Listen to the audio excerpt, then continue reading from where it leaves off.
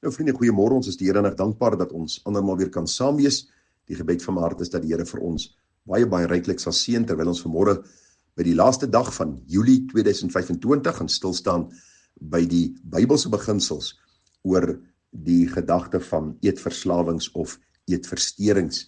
Dit is 'n besondere studie wat 'n mens doen uit God se woord wanneer jy gaan kyk na wat die Here oor bepaalde kwessies sê. Ek het vir u gesê daar is so baie verslawings en ons het alreeds daaroor gepraat, Bybelse beginsels neergelê en vir u gesê oor die algemeen is die oplossings vir hierdie verslawings eintlik maar een en dieselfde. Want elke verslaafde, elke persoon wat met sonde besig is, wat ek vir u gesê, verslawings is eintlik maar die sonde van selfvervulling.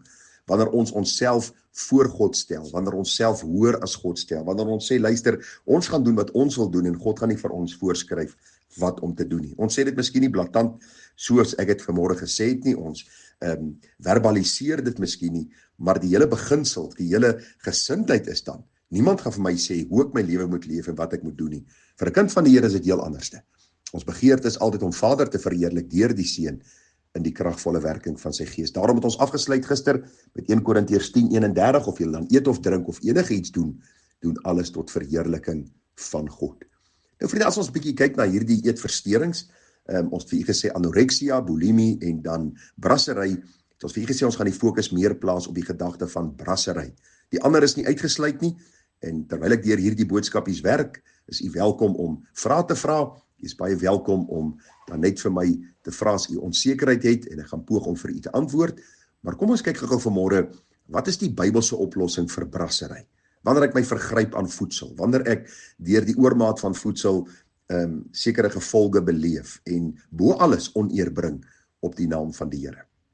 Die eerste gedagte is, vat persoonlike verantwoordelikheid. En dit is belangrik om te sien, as ek bely ek behoort aan die Here, dan woon God se Gees in my hart. Die Here sê die sonde sal in my sterflike liggaam nie eers dat ek aan sy begeerlikhede gehoorsaam sou wees nie. Ek gaan nie my lede stel tot beskikking van die sonde as werktuie van ongeregtigheid nie, maar ek stel myself tot beskikking van God as 'n mens wat uit die dode lewend geword het. En ek stel my lede as 'n werktuig vir die geregtigheid in diens van God. Die Bybel sê in Romeine 6:14, want die sonde sal oor julle nie heers nie, want julle is nie onder die wet nie, maar onder die genade. So vat persoonlike verantwoordelikheid. Vriende, die eerste ding is, jy's nie 'n slagoffer nie, maar 'n verantwoordelike wese deur die Here geskape en gered uit genade. En die Bybel sê geen sonde sal oor ons heers nie. Jakobus 1:14 waarsku ons. Hy sê maar elkeen word versoek as hy deur sy eie begeerlikheid weggesleep en verlok word. Jy sien, dis die groot probleem waarmee ons sit. Mense wil nie verantwoordelikheid vat vir hulle lewe nie. En veral wanneer dit kom by voedsel. Voedsel is eintlik 'n onskuldige ding. Vir u gesê, dis deur die Here gemaak, ons kan dit geniet en gebruik binne die perke wat God ons stel. Maar nie een van ons vriende voel baie skuldig as ons miskien 'n tweede stukkie sjokoladekoek vat nie. By die derde ene is daar so 'n bietjie 'n gedagte daaraan. By die vierde ene, waarna ons al duisende kalorieë nou in het, dan begin ons nou dink, maar miskien sondig ek, en by die vyfde stuk voel ek so siek soos 'n hond. Verskoon die platvloerse uitdrukking, en dan besef ek maar ek het nou oortree. Dan is daar nou sekere dinge wat ek gaan doen of nie gaan doen nie. Daarom wil ek sê, vat persoonlike verantwoordelikheid. Sê vir jou vlees. En mense sê vir my, man, mense kan nie met jouself praat nie. Ek praat met myself. Ek sê dikwels myself, Gerard, dis nou genoeg. Jy gaan nie 'n verdere stukkie eet nie. Nou trek jy die lyn in die sand. Jy kan nie oor dit gaan nie, want God se woord sê. So ek preek vir myself. Ek het vir u gesê, telke maal in die Bybel vind ons die ding van selfpredikasie. Psalm 42 en verskillende ander plekke, waar die psalmdigter met homself praat en vir homself sê, my siel, waarom is jy onrustig in my? Die vraag wat hy vir homself vra, dieselfde, vat persoonlike verantwoordelikheid, sê vir jouself, dis nou genoeg. Ek stel my perk vandag by hierdie voedsel, ek gaan nie myself vergryp aan dit wat aan my voorgesit word nie. Die tweede ding wat baie duidelik en Bybels uitstaan, is dat ek sal sien, dat die sonde van brassery is soos enige ander sonde, 'n sonde wat bely en laat staan moet word. Luister vriende, ons kan nie brassery verskoon nie. Ons kan nie een of ander verskoning daarvoor uitdink en onsself regverdig en dit as 'n onskuldige sondetjie sien nie. Een van hierdie goedjies wat ek maar doen is, weet jy, dis nou een van hierdie geheime sondetjies, en in die openbaar word dit tentoongestel deur my gewig wat ek bly optel, of siekte toestande wat ek ontwikkel of wat ook al nie. Sien dit, soos God dit sien, as sonde wat bely en laat staan moet word. Baie keer sê ons as kerk vir die ongeredde, of ons sê dit vir mense wat op bekering gekom het, luister, jy moet hierdie sonde van drank los, of jy moet hierdie sonde van nikotien los, of jy moet hierdie sonde, en so tyd terug het iemand my gebel en vir my gesê, luister maar, hoekom praat julle nooit oor die sonde van ooreet nie? En ek het besef, maar hierdie persoon het 'n punt beet. En daarom is het belangrik dat ons sal sien, die Here gee vir ons duidelike standaarde. En een van dit is dat ons voedsel moet gebruik binne die mate en die perk wat hy vir ons stel. En dat ons dit ook moet sien as 'n sonde wat bely en laat staan moet word, as ons dit in 'n oormaat gebruik.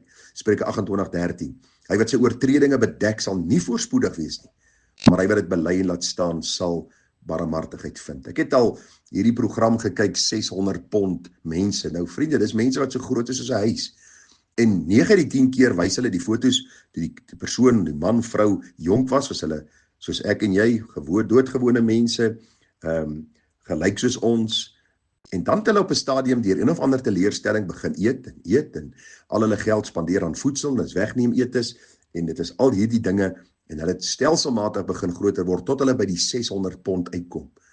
En dan sien ons hoe hierdie persoon na die dokter geneem word, en hoe hierdie persoon dan ook behandel word. En 9 uit die 10 van hulle, sy harte is vergroot, suikersiekte en verskillende ander siekte toestande wat deur die oormaat van voedsel veroorsaak word. En hoe dikwels kry jy mense wat in hospitaal lê, of mense wat een of ander medisyne moet gebruik, omdat hulle nou 'n mediese kwessie ontwikkel het, juis omdat daar 'n oormaat gebruik van voedsel was. Daarom is die gebed van my hart dat ek en jy sal sien, dat God het voedsel geskape, kom ons gebruik dit, maar binne die raamwerk en perke wat die Here vir ons stel. Die derde gedagte, Christus is ons Here en hoof, nie voedsel, drank of enige ander middel nie.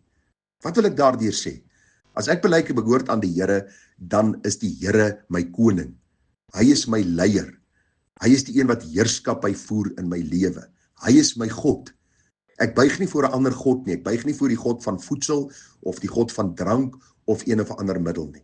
As u gaan terug kan na die Bybelse tye, en daar is nog steeds plekke in die wêreld wat so is, dan sal u sien by die antieke afgodediens was daar gereeld in dorpe tempels gewees wat jy gevind het.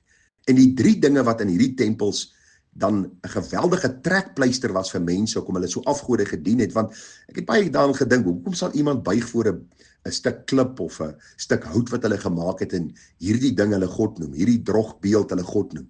En toe besef ek, maar dis nie noodwendig hierdie drogbeeld nie, maar dis alles wat hierdie afgodstempel aangebied het. En die 3 prominente dinge wat die afgodsaanbidding vergesel het, eerste plek was Bacchus, die gebruik van drank, die oormaat gebruik van drank. Tweede plek was die seksuele losbandigheid, die tempelprostituie wat daar was, en die derde een was voedsel gewees. So hierdie 3 trekpleisters is vandag nog die trekpleisters wat mense wegtrek van die Here. Drank, vrouens en voedsel. En nou sê die Bybel vir ons, wanneer die Here ons redder word, die dag as die Here my redder word, dan word hy my God. Hy word die een wie ek aanbid. Ek aanbid nie meer kos nie, ek aanbid nie drank nie, ek aanbid nie die seksuele nie, ek aanbid die Here. En ek wil dit maar vandag ook deurtrek na mense wat vandag verslaaf is aan die sosiale media. Luister, ek dink by myself, daar's mense wat dag en nag met hulle selfone besig is, met hulle laptops besig is, met hulle tablets besig is. Dis ure in 'n dag wat hulle niks seggende goed doen. En hulle lees na hierdie ou se profiel, en hulle kyk na daardie ou se profiel, en hulle kyk na hierdie ding, en hulle plaas hierdie ding, en hulle is op sosiale media, in plaas van om hulle Bybel te vat en te hoor wat God uit sy woord vir hulle wil leer. Vriende, as enige iets, jou laptop, jou selfoon, jou rekenaar, jou PlayStation, drank, voedsel, wat ook al, belangriker is as die Here, sê die Bybel is 'n afgod in jou lewe wat jy moet bely en laat staan. God is die enigste een wat heerskappy in my lewe moet voer. 1 Korintiërs 6 vers 12. Alles is my geoorloof, maar nie alles is nuttig nie. Alles is my geoorloof, maar ek sal my nie deur iets laat oorheers nie. Dit is vir my baie interessant is hoe die vyand nog nie sy tegnieke en sy taktiek verander het nie. Jy sien, in daardie jare, toe Abraham geleef het, het hulle nou nie tablets gehad en hulle het nie selfone gehad nie, maar die beginsel is dieselfde. As ek nie my tyd spandeer om God te verheerlik nie, dan is ek besig om te sondig. Vriende, as ek nie dit wat die Here vir my gee, wat tot nut is vir my lewe, Of dit nou tegnologie is, of dit nou voedsel is, of nou wat ook al is, ek het nie gebruik tot eer van die Here nie, dan sondig ek, en dan rebelleer ek eintlik teenoor die Here. Nou sê die Bybel, alles is geoorloof. Dit is nie verkeerd om 'n selfoon te besit nie. Dit is nie verkeerd om te eet nie. Dit is nie verkeerd om 'n koeldrank te drink nie. Dit is nie verkeerd, vriende, om saam jou kind golf te gaan speel nie. Maar die probleem gaan, die oomblik wanneer hierdie goed my God word.